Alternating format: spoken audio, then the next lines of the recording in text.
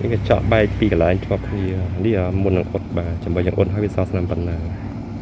សេវាកម្មអ៊ុតកញ្ចក់ឡានបែកប្រេះស្រាមនិងបិទ UV ការពារកម្ដៅថ្ងៃអត្ថប្រយោជន៍គឺ1ទប់មិនឲ្យកន្លែងបែករាលដាលទៅមុខទៀតបាន 90% 2លុបស្នាមបែកនៅសល់តូចជាងមុនចន្លោះពី 50% ដល់ 90% បើអតិថិជនមានបញ្ហាកញ្ចក់រថយន្តបែកប្រេះស្រាមសូមទំនាក់ទំនងតាមលេខទូរស័ព្ទ015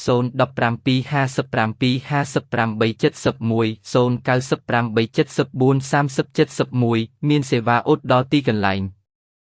មានសេវាអ៊ុត UV ការពារកម្ដៅថ្ងៃក្នុងរថយន្តនិងកញ្ចក់ផ្ទះឬអគារមានសេវាដូរកញ្ចក់រថយន្តថ្មីតម្លៃសមរម្យសូមអរគុណ